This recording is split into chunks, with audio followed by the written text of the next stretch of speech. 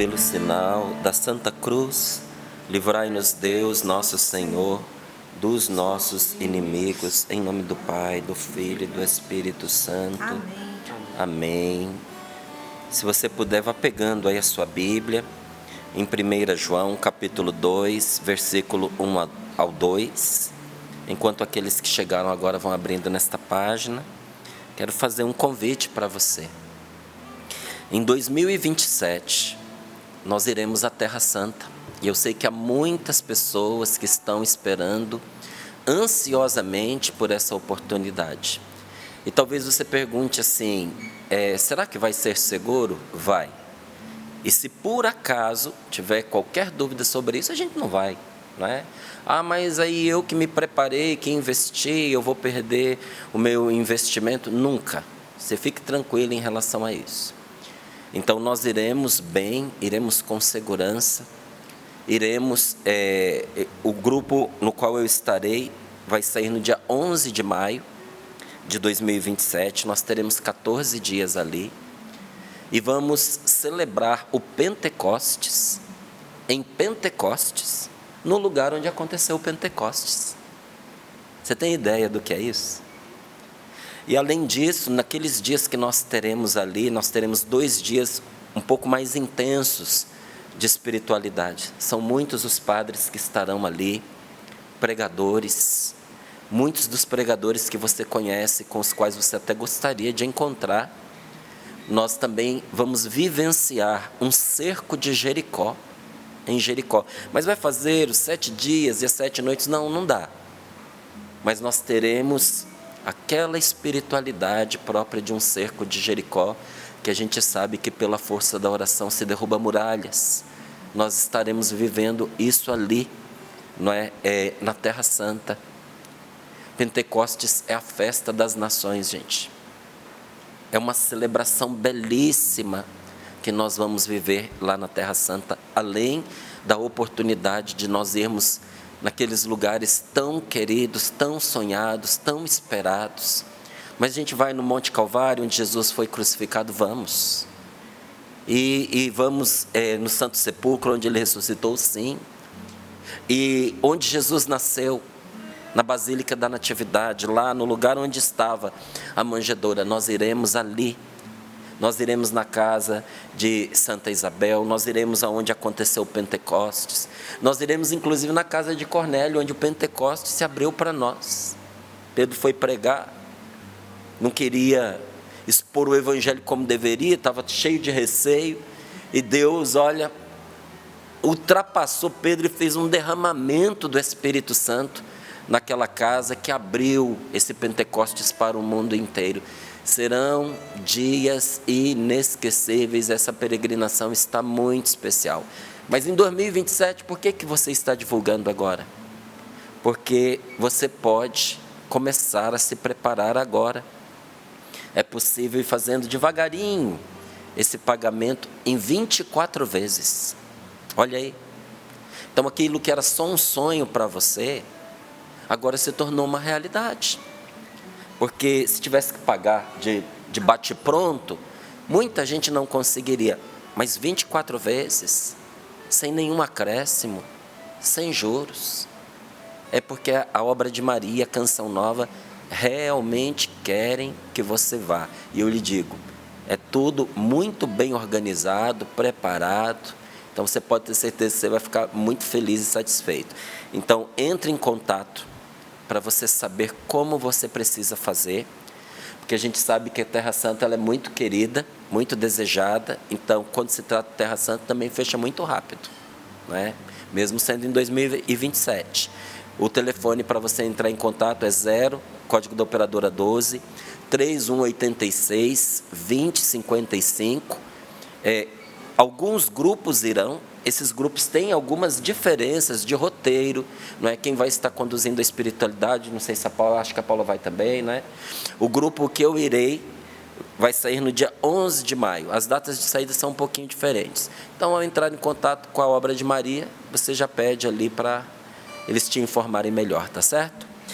1 João, capítulo 2, versículos do 1 ao 2, diz assim a palavra de Deus. Meus filhinhos, escrevo isto para que não pequeis.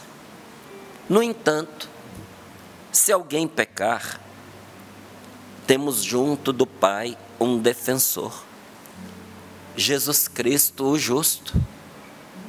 Ele é a oferenda de expiação pelos nossos pecados, e não só pelos nossos, mas também pelos pecados do mundo inteiro. Olha de onde nós católicos tiramos as nossas orações, quando rezamos o terço da misericórdia. Tende piedade de nós e do mundo inteiro. De onde é que sai? Sempre da palavra de Deus, amigo. Sempre da palavra de Deus. Do mesmo jeito que a gente sabe que tem muitos irmãos evangélicos que repetem o dia inteiro um versículo da palavra de Deus para guardar no coração, nós católicos repetimos esses mesmos versículos dentro da oração, para ficar gravado no coração, mas também já para ser rezado, não é? Então, é tirado da palavra de Deus, porque a palavra de Deus é infalível. E olha o que nos diz a palavra do Senhor nesta manhã, diz para mim, diz para você, para cada um de nós: meus filhinhos, escrevo isso para que não pequeis. Quem é que diz isso? São João,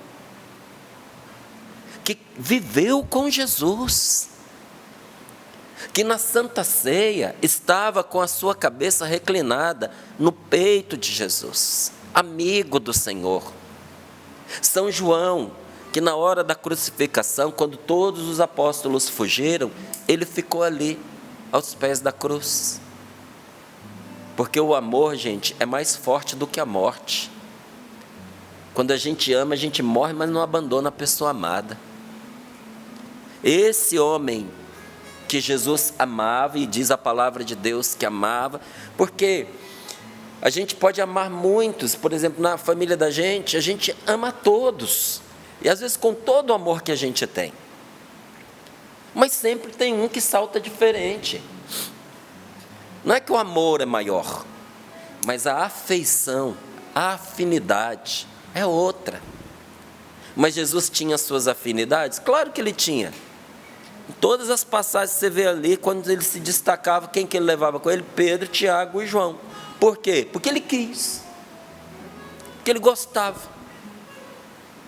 Tem gente que, em nome de uma igualdade, sabe, perversa, acha que tudo é igual, que todo mundo é igual, que todas as situações são iguais, que todo mundo tem direito a tudo em todas as circunstâncias. Não, direito é uma coisa que precisa ser conquistada também, sabia? Tem direitos que são inalienáveis. O da dignidade humana, não é? O direito ao respeito, o direito à vida, são valores absolutos. Mas você não tem direito a algo que você não conquistou. Você não tem direito de colher o que o outro plantou, né? Então, quando a pessoa acha que tudo você tem que passar a régua, ela deve ter um evangelho diferente do de Jesus. Porque o Senhor tinha, entre aqueles que eram chegados, alguns que eram mais achegados. E São João era um deles. E esse homem que ouviu da boca de Jesus o que passava pelo coração dele, olha o que ele diz para mim e o que ele diz para você nesta manhã: meus filhinhos, escrevo isso para que não pequeis. Não é para você pecar. O evangelho foi escrito para que, sabendo a verdade, você não caia em erro, você não cometa erro, você não se desvie da vida, você não se desvie do caminho, da verdade e da vida que é Jesus. O que é o pecado? O pecado é o desvio do caminho, da verdade e da vida que é Jesus. Quando você se desvia da vida, você cai na morte. Quando você se desvia da verdade, mais do que cair na mentira, você cai nas garras do mentiroso, que é Satanás. Quando você se desvia do caminho, você perde o sentido de tudo, da sua existência. O caminho, a verdade e a vida é Jesus. E São João diz: escrevo isto para que não vos desvieis da verdade. da vida, do caminho, para que não pequeis. No entanto, se alguém pecar, não é para a gente pecar, mas se a gente pecar, temos junto do Pai um defensor. Jesus Cristo nos defende. É claro que é preciso não querer continuar no erro. Porque como é que você defende uma pessoa que está obstinada no erro? Fica difícil, né? Mas o que caiu, porque foi fraco. O que caiu, porque se distraiu. O que caiu, porque não achou que fosse importante alimentar a vida dentro de si. A sua relação com Deus, que poderia tê-lo salvado daquele erro, caiu por causa disso. Mas que não quer esse caminho para si, não quer permanecer no erro. Temos diante do Pai do céu um defensor, Jesus Cristo, o justo. Ele se oferece ao Pai, ele é a oferenda de expiação pelos nossos pecados, e não só pelos nossos, mas também pelos do mundo inteiro. Palavra do Senhor. Graças a Deus. Graças a Deus. Se você pegar o Evangelho, você vai ver que nosso Senhor, o Evangelho e o Novo Testamento, viu, gente? Nosso Senhor não manda a gente atacar ninguém. Pode olhar, depois você procure. No Antigo Testamento tinha lá as ordens de ataque, mas eram sobretudo em vista da sua preservação e da defesa. Você pode olhar que onde estava ali, né, essas orientações para os conflitos, é porque aquele inimigo que estava vindo era forte demais. Se não tomassem providência, seriam aniquilados. Então havia uma orientação para a preservação da vida e para a defesa. Mas com Jesus, você não vê nosso Senhor atacando ninguém e você não vê Jesus nos mandando atacar ninguém. Ele é o Pai das misericórdias. Ele é o Senhor da bondade. E a gente vai conhecendo a palavra de Deus, a gente vai aprendendo a discernir certas coisas, sabe? Às vezes a gente encontra pelo caminho alguns cristãos, não é que eles se sentem os cruzados, né? Se sentem os cruzados. O negócio deles é combater. Você vai olhar o discurso, não é um discurso que evangeliza. Não é um discurso que fala de Deus. Não é um discurso que leva a pessoa a uma experiência do amor de Deus. Não é um discurso que leva a pessoa a entender e querer se libertar do pecado, mas é um discurso de acusação pesado. O inferno está o tempo inteiro presente na boca da pessoa como uma ameaça para aqueles que estão ouvindo. Me perdoa, deixa eu te contar uma coisa. Se o amor a Deus não te levar para o céu, o medo do inferno é que não vai. Ninguém se converte por medo do inferno. Porque conversão é amor a Deus. E onde há medo, o amor não entra. O amor lança fora o medo e o medo exclui o amor. Então não pense que uma pessoa entra no céu sem amar a Deus simplesmente porque ela teve medo do inferno. Vai viver aflita, angustiada, apavorada e não vai conseguir evitar o pecado. E aí você vê aquele discurso pesado, não é? E a pessoa está sempre atacando, e é o libertador, e vai rezar contra o demônio. Tá bom. Só que isso é que você vê a diferença entre ministério de libertação e pessoas conflituosas. Quando essa pessoa não está lutando contra o demônio, ela está sempre lutando contra alguém. Está sempre perseguindo alguém, está sempre combatendo alguém. Não é ministério de libertação, é pessoa conflituosa. Que se ela não estiver em guerra contra alguma coisa ou alguém, ela não consegue estar bem.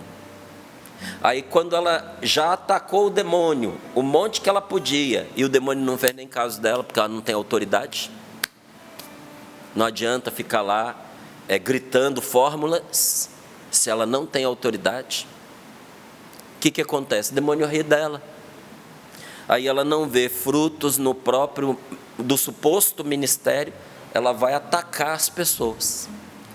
Aí começa o evangelho do combate, da agressão. Não, isso é coisa de gente imatura. Quando a pessoa é muito jovenzinha na caminhada, dá para a gente entender. Eu não condeno não, viu? Porque muitas vezes eu agi assim, mas eu tinha 15 anos, né?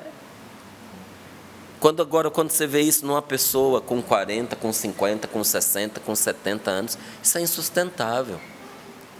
Porque mesmo que a pessoa não tenha aquela maturidade na fé, já era para ter uma maturidade na vida. Não é essa a direção em que Jesus vai, gente. Eu vim chamar os pecadores, disse o Senhor. Eu vim buscar os que estão perdidos. Você lembra daquela passagem que Jesus conta a parábola das ovelhas? Que o pastor tinha 100 ovelhas. Uma se perdeu. Uma. Ele deixou as 99 guardadas no aprisco e foi buscar aquela uma que se perdeu. Tem gente que acha que ele abandonou as 99. Não, elas estavam guardadas no aprisco. Mas ele deixou essas 99 lá sem a presença dele, porque ele foi buscar a ovelha que estava perdida. E normalmente a ovelha se perde, não é por culpa do pastor, é por culpa dela. Ovelha é um bichinho tapado, sabe? Se você tem uma pessoa que você acha que ela é meio burra, entende? Se você chamar de ovelha, é pior. O burro é mais esperto do que a ovelha. A ovelha ela é distraída, a ovelha ela é meio cega, entende? A ovelha, se ela cair de costas, ela morre. Você sabia disso? Ela tem um estômago, conheço gente que é assim, tem um estômago maior do que ela, entende? Se cair de costas, não levanta. Então, o pastor tem que ir lá, pegar e pôr em pé, porque ela não consegue levantar. Ela cai em todo quanto é tipo de buraco. E tem umas que são teimosas, que apesar da voz do pastor, que apesar do rebanho estar seguindo, distraída, curiosa, enxerida, ela sempre fica para trás. Então, nesses casos, para o bem desta ovelha, o que o pastor faz algumas vezes? Você já viu que o cajado do pastor, ele tem mais ou menos um aspecto de guarda-chuva. Ele tem uma voltinha no final. Para quê? Porque com aquela voltinha ele puxa a ovelha pelo pescoço, porque se ela está na beira do abismo, ele não vai ficar na beira do abismo com ela, porque desbarranca com os dois. Então ele pega o cajado e puxa ela de volta. Mas aquele cajado que também é para puxar, é para bater. E às vezes ele quebra a perna da ovelha. Porque com a perna quebrada ela não vai longe. Com a perna quebrada ela precisa ser carregada.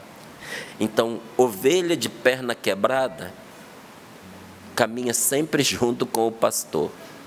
O dia que você disser assim, agora Deus quebrou as minhas pernas, então você já sabe por que foi.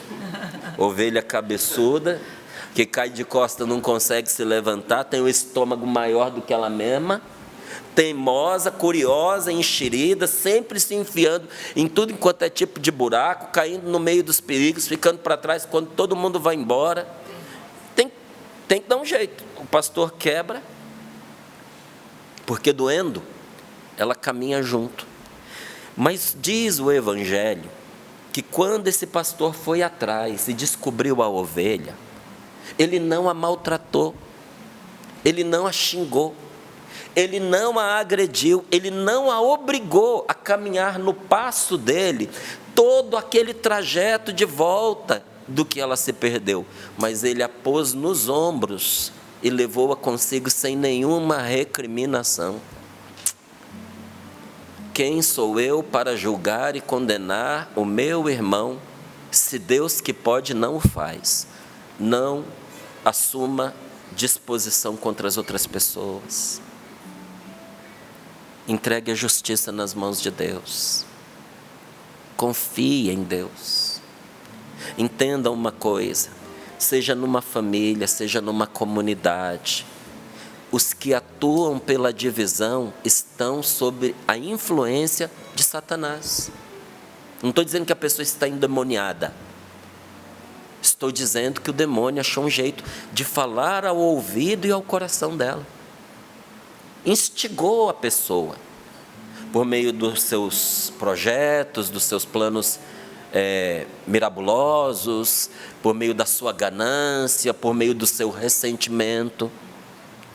Aí você vê o desastre que é uma pessoa que não cura a sua história, que não cura o seu coração, que traz complexos de inferioridade, que traz comparação, que traz inveja dentro de si.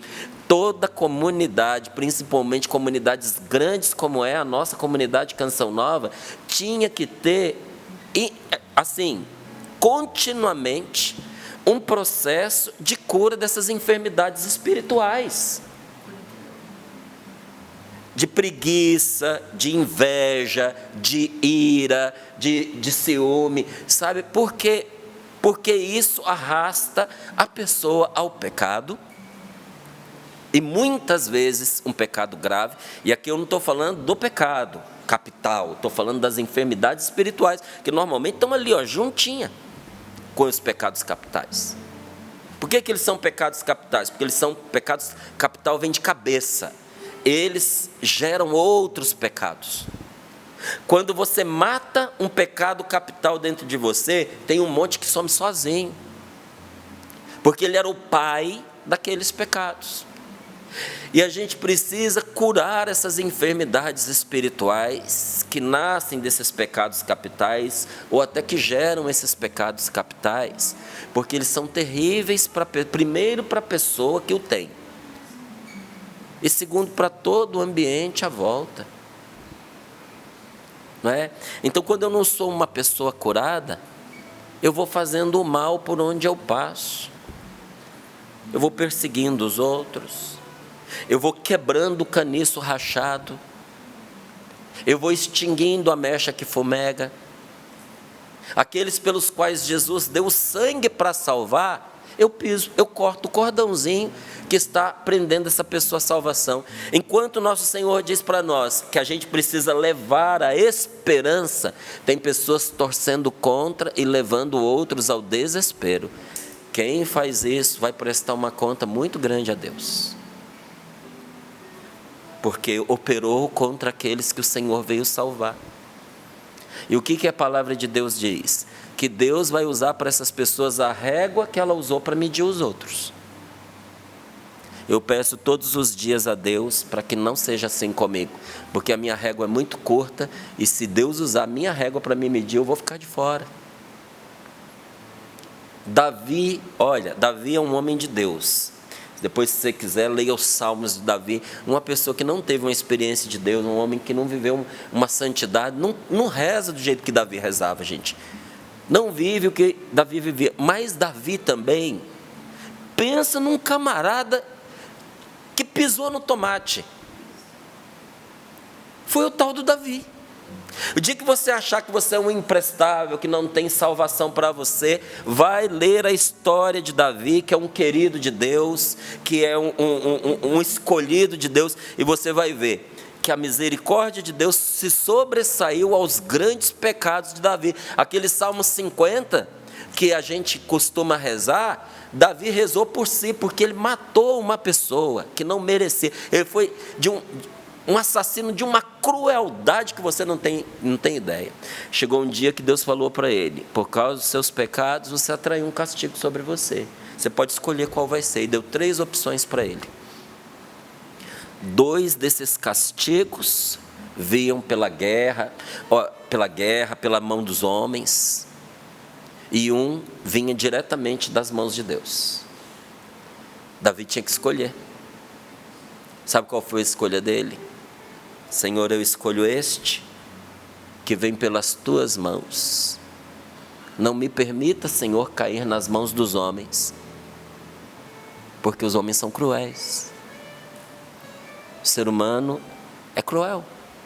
O ser humano é bom, é amoroso, afetuoso, tem muitos dons, e quando Deus habita essa pessoa é quase um anjo. Mas o ser humano também é cruel, é mentiroso, é invejoso, e quando ele está nas garras do mal, ele é quase um demônio. Você não concorda? Não é assim? Deus nos livre de cair nas mãos dos homens. Então eu quero cair nas mãos de Deus, porque Deus é misericórdia. Se Deus, que é justo, usa de misericórdia, quem é você e quem sou eu, em meio ao meu mar de pecados, para querer ser um justiceiro contra os outros? Faz isso com você não. Não se perca de Deus assim, não se afaste de Deus assim. Mas olha o que te diz o teu Senhor nesta palavra. Porque muitas vezes nós somos cruéis e duros com os outros e não queremos perdoar os outros, porque também nós não nos sentimos perdoados. Porque também nós não nos abrimos à misericórdia. Olha a palavra de Deus para nós. Eu vim chamar os pecadores. Será que eu e você não estamos aqui nesse sorrindo para a vida? Porque o Senhor quis nos chamar a nós, a começar deste pecador aqui, a mim e a você? Eu vim chamar os pecadores. Esse mesmo Deus que diz, eu vim chamar os pecadores, Ele diz, eu quero a misericórdia e não o sacrifício. Se você não é capaz de ser misericordioso, diz Deus, os seus sacrifícios não me interessam. O seu jejum para mim não vale, suas penitências, até as esmolas que você dá, igual aquele homem lá no templo, né? O fariseu e o publicano. Senhor, eu pago o dízimo, eu dou esmola, eu faço jejum. Jesus, sabe como é que termina Jesus dizendo? Não serviu de nada para ele, voltou para casa com todos os seus pecados. Mas o outro lá, que estava na lama e reconhecia, Jesus disse, aquele sim, voltou para casa perdoado e justificado. Porque se nós não somos capazes de ter misericórdia, o nosso sacrifício perde o valor diante de Deus. Então não devo fazer os meus sacrifícios? Deve, mas que primeiro seja precedido seus sacrifícios de um coração misericordioso. Arranque a vingança de dentro de você, arranque o ódio de dentro de você. E se você não dá conta de fazer, pede a Deus que Ele te ajuda. Porque esse tipo de oração Deus não recusa nunca. Aí os seus sacrifícios serão aceitos, aí as suas penitências terão valor. Deus nos ama, gente.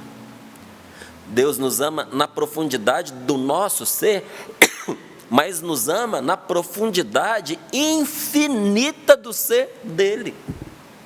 Deus nos ama com amor infinito, presente e assistente. E por que é que nós não sentimos esse amor dentro do nosso coração? Porque o nosso pecado nos impede de experimentar esse amor. E sobretudo o pecado que se orienta contra o outro. Porque atenta contra o amor e fecha o nosso coração ao amor. Se o nosso coração está fechado ao amor, como é que vai entrar nele o amor de Deus? Não é? E Jesus, vendo que nós estávamos impedidos por causa dos nossos pecados, vendo que nós não tínhamos força para nos libertar, Ele afirma, eu vim buscar os pecadores. Você não tem força de sair do pecado? Você não tem força de sair do seu vício. Qual que é o seu vício? É a mentira? É a fofoca? Você fala demais? Ontem foi maravilhoso, tem mais de 1000 comentários lá. Eu postei lá no Instagram sobre o falar demais. 1 minutinho. Mas deu tanta repercussão. Porque quanta gente sofre porque fala demais e sofre porque contou coisas a quem fala demais, não é? Somos nós. E Jesus diz, eu vim buscar os pecadores. Você não tem força para sair do seu vício de fofoca, de mentira. Qual é o seu vício? É o álcool? E você não dá conta de deixar? Márcio, eu não controlo os meus pensamentos, eu não controlo os meus sentimentos, eu sei que eu deveria ser uma pessoa casta, mas a minha mente é uma louca, ela não me obedece, eu estou toda hora pensando pensamentos sensuais, eróticos, cobiçando as pessoas, e eu sei que isso não agrada a Deus, e por isso eu estou afastado de Deus, porque eu não sei como me achegar a Deus, emporcalhado desta forma. Você não tem forças para deixar esse pecado? Você não tem forças para deixar um rancor contra alguém que tanto te feriu e continua te ferindo, e apesar da pessoa te dizer que te ama, aí eu te amo, mas faz todo o contrário para negar o que ela diz. Te ama, mas te prejudica, te ama, mas mente contra você, te ama, mas tenta te manipular, e fica essa mágoa dentro de você, esse rancor dentro de você, e você diz: eu não dou conta de me libertar. Eu tenho uma ótima notícia para você. Se você não tem forças para ir a Jesus, Ele veio te buscar, ovelhinha perdida. E aqui a ovelha não tem idade, não tem sexo, não tem cor. Ele veio para buscar os perdidos. E quantas vezes eu, Márcio, sou este perdido do qual Jesus me resgata de novo, e de novo, e de novo. Se é assim, Márcio, qual é o seu mérito? O mérito que eu temo, inclusive, perder, é o de não desistir de mim, apesar das minhas fraquezas. Eu continuo acreditando e continuo insistindo, porque eu acredito mais em Deus do que em mim. Não acredito na minha bondade. Sei que tem bondade em mim, sei que tem generosidade, mas a minha crença não está nela, porque ela é como a fumaça. Ela se dissipa. Então, onde é que está a sua confiança? Está naquele que me ama, aquele que deu a sua vida por mim, aquele que me salvou e continua trabalhando na minha salvação. Se chama Jesus Cristo. Eu confio nele. Então, quando eu olho para mim e olhando para mim eu desanimo, eu olho para ele e olhando para ele eu me reanimo. E sabendo o que ele fez por mim, eu me valorizo. Porque se eu valho o sangue de Cristo, eu valho muito. Eu sou muito valioso. Então, se o ser humano era incapaz de chegar até Deus, Deus veio ao encontro dele. Se nós não tínhamos as forças necessárias para nos levantar e ir ao encontro de Deus, Deus desceu até nós. Jesus baixou ao nosso nível para nos elevar ao nível dele. Isso é misericórdia. O que é misericórdia? Misericórdia é um coração que desce ao encontro das nossas misérias para delas nos levantar. Sabe como é que Deus nos levanta das nossas misérias? Não é igual aquela esposa enfastiada do marido bêbado, que chega no meio da rua e chuta a costela dele dizendo: levanta, safado, levanta que eu já estou cansada de te buscar no meio da rua, e pega o cara pelo cabelo e vai dando na orelha dele até chegar em casa. Não é assim que Deus nos levanta, não, gente. Sabe o que é misericórdia? Sabe como é que Deus levanta um cachaceiro?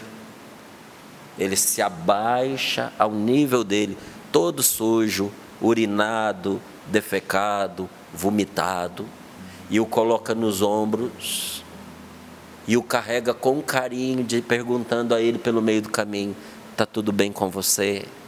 Você quer ir para o hospital? Você está se sentindo bem? Você está me ouvindo? Você está consciente? Mas eu já fiz isso. Pois é. E aí vem o Senhor Jesus e diz: faz de novo, e de novo, e de novo, e de novo. Porque todas as vezes que você faz isso, a misericórdia de Deus se manifesta por meio de você. E um dia, pela sua perseverança, nunca mais você vai precisar levantar essa pessoa da miséria. Porque um dia ela vai se levantar e não vai voltar para a miséria. Porque você foi capaz de, em muitos momentos, contrariando a si mesma, ir lá e passar por essa humilhação. Mas se você não sabe como é vergonhoso você carregar uma pessoa bêbada pelo meio da rua, todo mundo olhando, eu sei. Eu já fiz. Mas ninguém tem nada a ver com a sua vida. Ninguém tem nada a ver com as suas decisões de amor. Ninguém tem nada que contrariar o bem que você faz. Quem te julga com certeza está desocupado do bem que deveria estar fazendo. E eu aprendi a não me guiar pela cabeça de gente desocupada. Não, aprendi, gente. Uma pessoa desocupada, a gente entende porque os antigos falam: mente vazia é oficina do diabo. Sabe, quem não ajuda está sempre atrapalhando. Jesus fala isso. Quem comigo não ajunta, espalha. Não, a gente tem que unir forças na direção da salvação das pessoas. Falta pouco tempo para você aqui nessa terra. Está acabando sua hora. Entende? Eu estou com 51 anos. Eu já cruzei a metade, pelo menos. Eu olho para trás e vejo, metade da minha vida já foi. No máximo eu tenho o mesmo tanto, que é pouco. Pouco tempo nos resta, o sofrimento está grande. Uma ótima notícia para você: está faltando pouco para acabar. Está faltando pouquinho, então acelera o passo, porque esse bem vai nos acompanhar para a eternidade, e a gente não está sozinho. O misericordioso Salvador está conosco. Se Jesus desceu às profundezas do meu pecado, se Ele desceu ao mais baixo do meu inferno, se Jesus veio ao inferno que eu estava vivendo para dele me tirar, e me tirou, por que eu não posso ajudar o meu irmão? O mínimo que eu preciso fazer é não levar a pessoa ao desespero. Então, muitas vezes, diante de ofensas, de acusações, de incompreensões, de injustiça, eu decido me calar, porque lá na frente eu não quero ter nada a ver com o desespero daquela pessoa, com a perdição daquela pessoa. Você já imaginou você bater de frente com uma pessoa, torturar com palavras esta pessoa, e depois você descobrir que ela se matou? E você descobrir que palavras matam? E você carregar até o último dia da sua vida a dúvida: se você tivesse ficado calado, se essa pessoa ainda estaria viva? Eu não desejo esse tormento para ninguém nesse mundo. Então, por isso, a gente precisa ter um coração misericordioso. Porque onde não há um coração misericordioso, há um coração hostil, vingativo, agressivo, malicioso. Não é o coração de Jesus. O coração de Jesus não é assim. Porque quando não havia qualquer esperança para o problema mais grave do ser humano, o meu e o seu. Você acha que seus problemas são graves? O que era grave, Jesus resolveu. Quando não havia solução para aquele problema gravíssimo, brilhou uma luz no meio das trevas. Deus cumpriu a sua promessa de salvação. Enviou o seu Filho para nos salvar. De toda essa lambança que muitas vezes a gente é incluído nela, ou que a gente faz, Deus tem salvação para nós, em meio a tudo isso. Então, há, portanto, sim, uma solução para esse mundo. Por isso que a palavra de Deus diz aqui, olha, Ele é a oferenda de expiação pelos nossos pecados. E não só para nós que vivemos dentro da igreja, não, viu? Esse aqui é para aqueles que gostam de dizer que uns são filhos de Deus e outros são filhos do diabo, não é? Quem não está na nossa congregação é do capeta, é do diabo, é um perdido. Vai com calma, amigo. Vai com calma, porque você pode estar dentro da igreja e ser do capeta também. Você pode estar dentro da igreja e fazer a obra do diabo. E pode ser que alguém esteja no mundo porque está perdido. Mas no seu coração existe a bondade e a presença de Deus.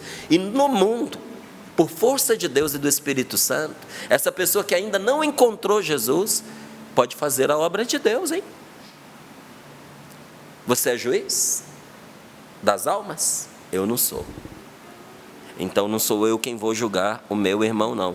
E olha o que diz aqui a palavra: Jesus se ofereceu como sacrifício pelos nossos pecados e pelos do mundo inteiro. O sangue de Jesus foi derramado para a salvação do mundo. Esse mundo é de Deus, não é de Satanás.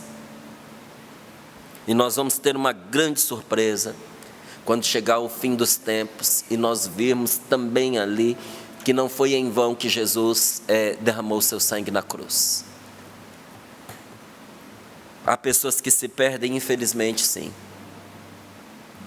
mas eu confio muito mais na misericórdia de Deus do que no poder persuasivo do demônio. Eu acredito na salvação, eu acredito na minha salvação, eu acredito na sua salvação, eu acredito que esses males vão passar e por isso vale a pena a gente se libertar, vale a pena a gente se livrar daquilo que está nos corrompendo, vale a pena a gente com Deus atravessar esse vale de lágrimas, esse mar de sofrimento. Por quê? Porque há uma solução para esse mundo e para cada um de nós. Chama-se Jesus. O nome dele significa Deus salva. Ele não só traz a salvação de Deus, ele mesmo é a salvação de Deus. Ele é o médico e o remédio ao mesmo tempo. É Deus conosco que veio para os doentes, não veio para os sadios. Márcio, eu vivo com uma pessoa doente, Jesus veio para ela. Essa pessoa está me adoecendo, Márcio, Jesus veio para você, ele veio para os doentes. Não veio para quem se acha curado, sarado, salvo.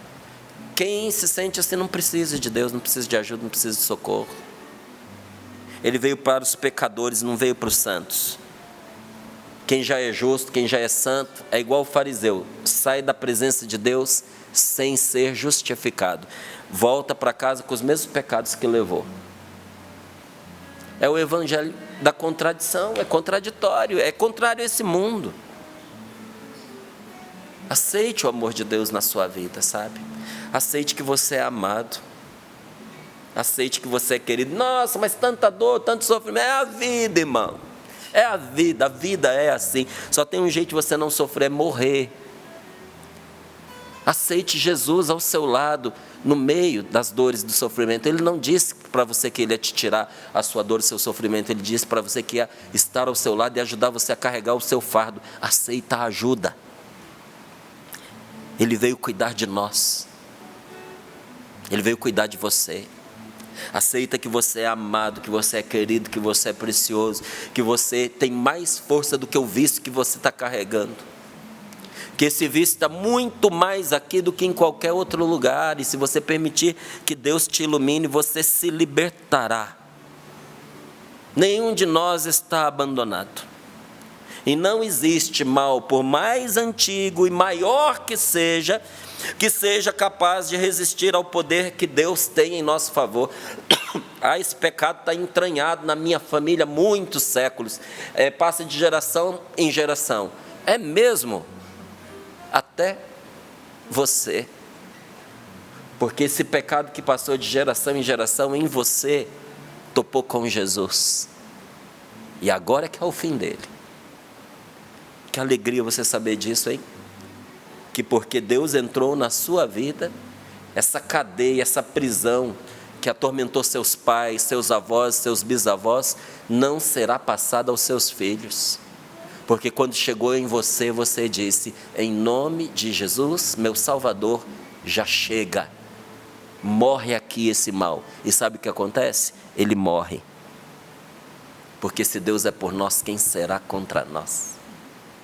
Repita isso, mas repita de coração transbordante, com um sorriso nos lábios. Diga, se Deus é por nós, quem será contra nós? Se Deus é por mim, quem será contra mim?